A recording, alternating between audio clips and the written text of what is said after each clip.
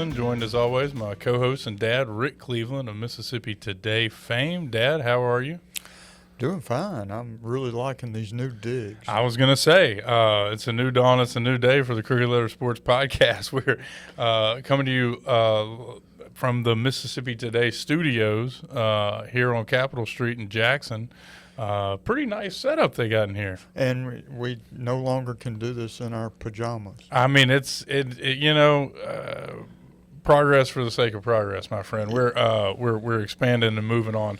It is tough to shuck the hoodie and take a shower, but the folks deserve it. Yeah. Dad, we've got a huge show to get into this week. Man, so much has happened since we last recorded. It's been a couple of weeks, getting all this set up. And this is just, it's that time of year, man. We were closing the book on college football after a fantastic national championship game. Of course, Indiana 27-21 winner over Miami. I want to talk a little bit about that game, but I think it's only be fitting to start the show with the news today. We're recording this on Tuesday afternoon that Ole Miss has finished number 3 in the AP poll, the highest finish for the Rebels in 63 years. Since 1962, which was when they had their only undefeated, untied, perfect season in school history. Glenn Griffin was the quarterback. It was the year James Meredith entered school at Ole Miss. It's been a while. Yeah, and you were just like 40, right? I was still playing Little League baseball. Okay, all right. Well, that's fine. I got you. I'm just giving you a little ribbon there. I feel like, does this do it? I mean, besides obviously the prominence of finishing number 3, and you look at the portal rankings, I think Ole Miss is ranked number 2 currently behind, surprise, surprise, LSU, who has, taken a couple players from Ole Miss to boost their rankings. But what does this do for the program? I see the way too early polls are out there. Got the Rebels in the top 10. Do you think this is sustainable? Top 5 is pretty high cotton. Yeah, we'll find out if it's sustainable. But if this year's playoffs and Indiana, of all people, winning the national championship tells us anything, it's just that it's a new dawn in college football. I mean, you can go from really bad to really good real quick if you have the money and you have a really, really good coach. I think what we're also seeing is that it helps to have older players. Yeah. Indiana, I think, what was the average age? 24? It was close to 20. I mean, it was up there. And what's that's kind of my takeaway watching the game is, they were more disciplined, yes, and they made a couple of plays, especially in special teams. But it was a bunch of 23 and 24-year-old 6-year guys beating up on Miami's 4- and 5-star 20-year-olds. You know what I mean? It seemed like they just were a little bit stronger and a little bit better coached. Yep, they were a better coach. They played a cleaner game, and that's why they won the game. And I can't go another minute talking about that game without Mendoza's touchdown run was. I rarely agree with Stephen A. Smith on anything, but he said that it was a play for the ages, and I agree with that. What a run! I think so too. I saw him talking about it. He said, it was one of those things where he had an option, and he just decided to bet on his own legs, which is, Yeah, he bet on his own grit too. Yeah. I mean, gosh, dog, he got hit.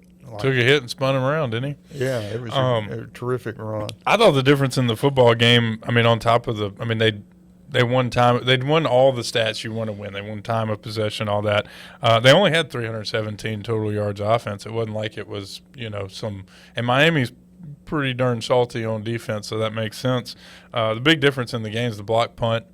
And if you want to go a couple plays before that, when Tony, who's a fantastic player for Miami, the little wide receiver, he fielded that punt at like the 4. And instead of starting at the 20, they start inside their own 5, then they get the block punt. Thought that was a huge turning point in the game. And then Miami missing the field goal. Same thing that happened to Ole Miss against Miami. You know, at the end of the game, you're driving for something completely different there if you've got that field goal in your back pocket. But, you know, Miami had a lot of those same kinds of penalties against Ole Miss, and it caught up to them against Indiana. Yeah, seven penalties for 60 yards, and which doesn't sound that bad, but if you watch the game, it came at the worst possible times. Critical times. Which they tend to do, you know, especially the pre-snap penalties on offense happens in the high-pressure moments. So. You know, Tyler, you mentioned the way too early polls, and, boy, they are way too early, but I saw the one that ESPN put out today where they had Ole Miss number 9 going into next season. I wonder if they're ranking them number 9 based on Trinidad coming back, yeah, or whether they're number 9 based on the fact that he's played out his eligibility. Right. Well, I think it's based on him coming back because, I mean, if you look at the guys they're losing, I don't think – I mean, on paper, if Trinidad comes back, I think if they were as good as they were this year or next year, then Pete Golding has done a hell of a job to get them ready. You know what I mean? Because it's the guys that they're losing – I mean, they're losing their leading tackler on defense. They're losing, you know, one of their main receiving threats. They're losing. I mean, you know, it's a lot. Yeah. Well, let's talk a little bit about Trinidad coming back because as I wrote yesterday, I fully expect him to be Ole Miss's quarterback, and everybody says, "Well, why?" He's played 5 years of college football, but I just think, you know, it's going to be decided in a Lafayette County Chancery Court. Yeah, or if the NCAA appeals to the Mississippi Supreme Court. Yeah, but if that appeal happens, it would not be decided till after the 2026 season anyway. Right. Because that's just the way the legal system works. I just think he's going to get the temporary restraining order, and I think it may be before the end of the week. And the NCAA, you know, Ole Miss has filed an appeal, and the NCAA could look at the lay of the land and say, look, we're not going to win this case in Mississippi. Let's just save the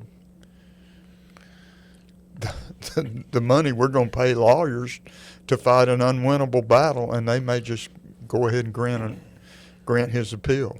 Yeah, well, I mean, the NCAA, they got to be tired of losing in court at this point. I mean, it doesn't seem like they've been on the winning side of many of these things lately.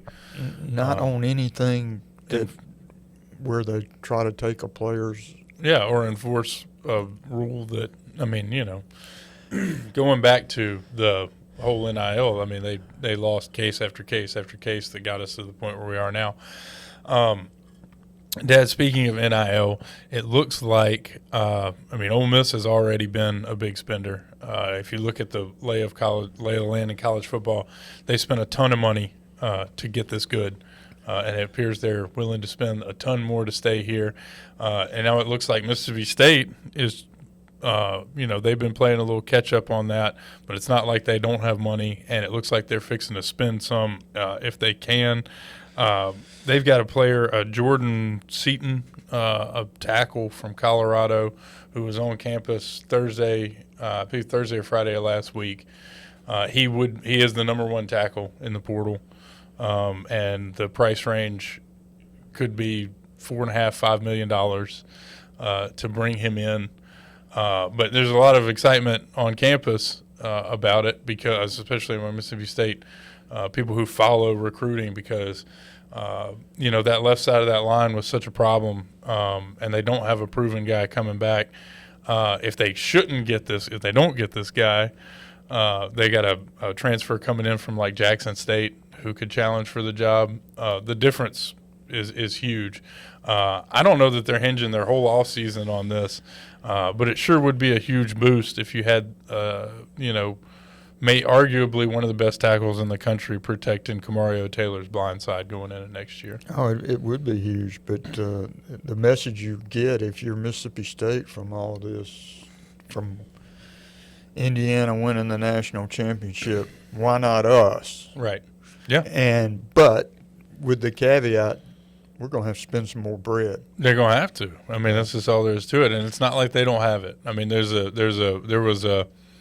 I think at first they were probably behind on getting on board with the fundraising. I credit, oddly enough, Lane Kiffin for Ole Miss getting out ahead of it, and Walker Jones. And yeah, right. But no, I think they have money, and I think they're willing to spend some to contend, and I'm excited about it because they've got some pieces there that could be really nice and get them back in contention a little bit. You want to switch to basketball? Our ceremonious turn to basketball hasn't happened yet. We've been riding this Ole Miss playoff train. I've been wanting to switch to basketball for quite some time now because it is, after all, we're getting into the second half of January here. The high school's regular season ends in 10 days, something like that. So we ought to get into basketball a little bit. Well, good. We got a couple of games to talk about that we saw over the weekend, and then I want to take another look at Ole Miss and State and what they got coming up. I want to start with you going to the Martin Luther King event over at Mississippi College. You went and saw some high school. Well, I just saw one. I saw one game, but it was a really good game. Germantown, Class 7A, and St. Stanislaus off the coast, Class 3A, and it was a good game. And Germantown pulled it out. It had a really good fourth quarter and won the game. I was hoping to see the Germantown big man, Funchess kid. Yeah, man, he can play. Against the St. Stanislaus big man, Max Beria, and Funchess didn't play because of some kind of suspension, and Max Beria got 2 fouls in the first 4 minutes and didn't play much. He played about half the game, it was nice to get out and see some high school hoops, and every time I walk into the A.E. Wood Coliseum at Mississippi College, I always look up and say, how does this work? The geodesic dome, I still don't understand. Yeah. It's like when I ride an airplane, how in the world does this work? Yeah. The other big game over the weekend, Dad, was Saturday in Starkville, where Ole Miss held off Mississippi State, won 68-67 in a game that, came down to Josh Hubbard missing a layup at the end. But man, a ton of grit for an Ole Miss team that shot like 2 for 20 from 3. And it's a huge win for them to get number 3. I think you wrote in your notes column this week, what a difference just a week and a half. 10 days. Yeah, 10 days. Yeah. And 10 days ago, Mississippi State was 2-0, and Ole Miss was 0-2. Mississippi State was in first. Ole Miss was in last. And now Ole Miss is 3-2. And Mississippi State is 2-3. It can change in a heartbeat. Yeah. And I've talked about it on our podcast many times before. I think these are 2 really good coaches, Chris Jans and Chris at Ole Miss. But Ole Miss, for whatever reason, is just now starting to play the way that Chris Beard's teams usually play. Which is with an emphasis on defense, taking good shots, and that's the way they play. They've played it that way 3 times in a row now. Yeah. Well, it's it was do or die time for them to figure that out. If you look at the non-conference, they didn't do themselves any favors. I think as of this morning, their net's 79, the RPI is 90. They're 11-7 overall, 3-2 in the conference, as you said. But they're 1-6 versus quad one, and they may have 4 more shots at that. Maybe going forward, they're going to have to find a way to win some of those games. Like you said, they've matched up well with these last 3 teams, and they've got some good wins.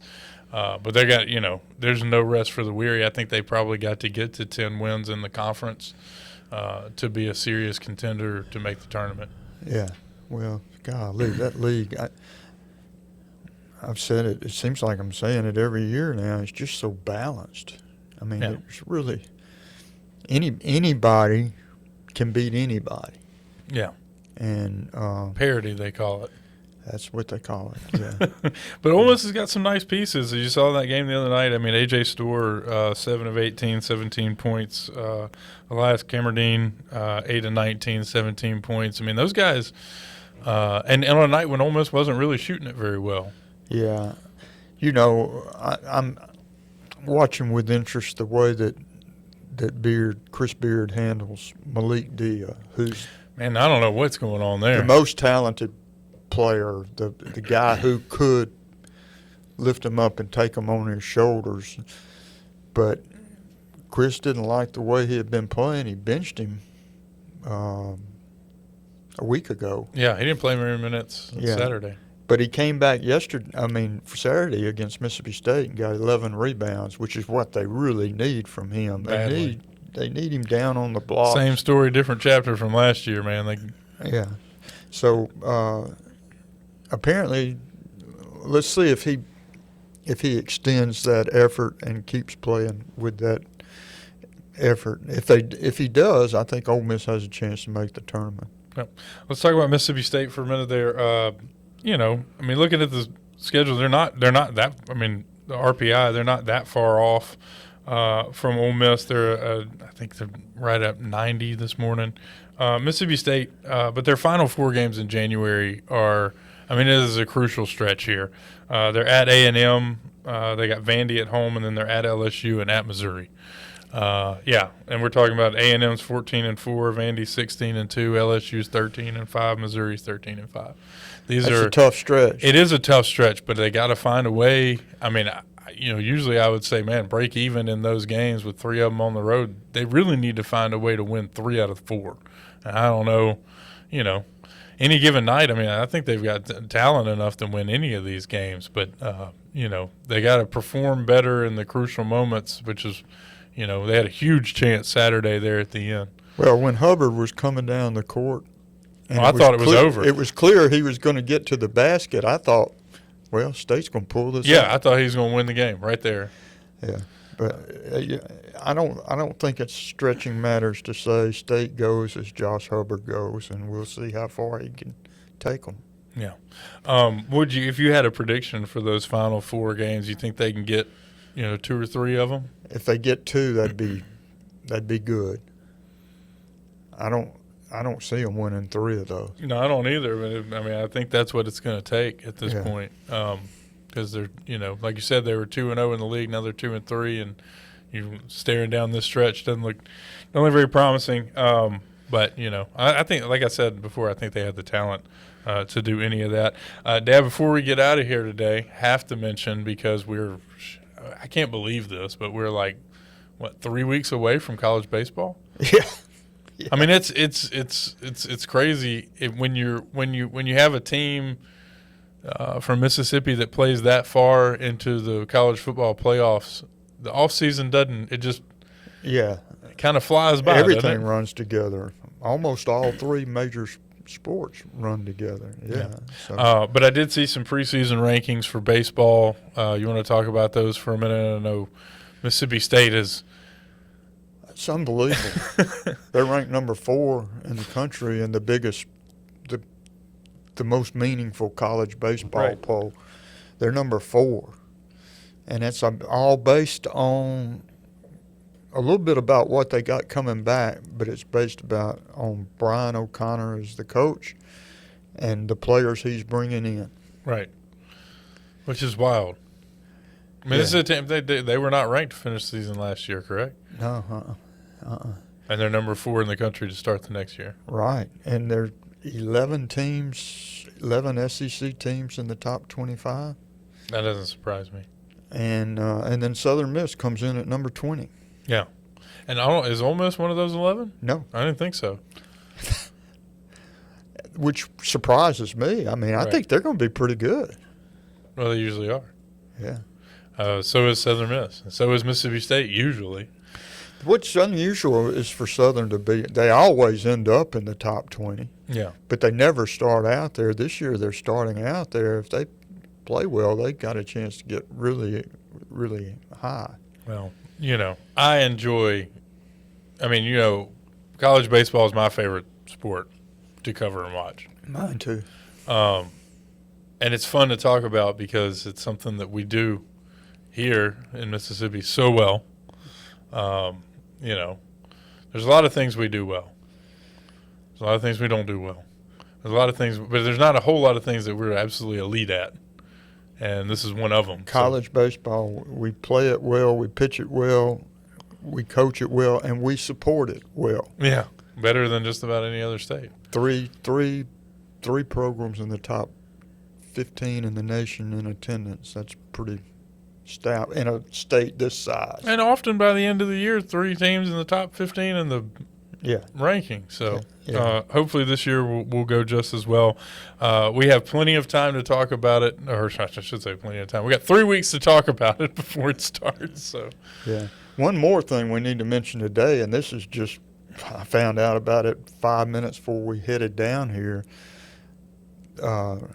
Michael La Sasso, the Ole Miss golfer who won the NCAA championship, individual championship, and was a main reason why Ole Miss is one of the favorites to win the national championship this spring, just announced today he is foregoing his eligibility and joining the LIV Tour. Yeah, LIV Tour. And when I saw this story or heard the story, I immediately thought of you and our good friend Randy Watkins, and just how hard you guys had have followed La Sasso and had celebrated his successes, and how happy you were about this decision. I know you guys love the LIV Tour. I hate the LIV Tour, and I love Mississippi golf. I hated to see it happen. Let's put it that way. But there's no telling how many millions of dollars they're giving him to do that. Well, we should find out. Surely we can. There's will, numbers on that, I'm sure. We will endeavor to find out. Okay. Well, that's about all the time we got this week. Thanks, everybody, for joining us on our first show in our new studio. I think this is going to be exciting and fun. And, I don't say it enough. I always appreciate doing this with you. You too, buddy. Thanks for y'all for listening, and have a good week. Yep. Just a reminder to listeners, you can keep track of all of Rick's latest writings at MississippiToday.org. We'll talk to you next week. Have a good one. If you enjoyed today's episode, you can watch more of the Crooked Letter Sports podcast on our YouTube channel. Be sure to like and subscribe, and you can read all the latest in Mississippi sports coverage at MississippiToday.org.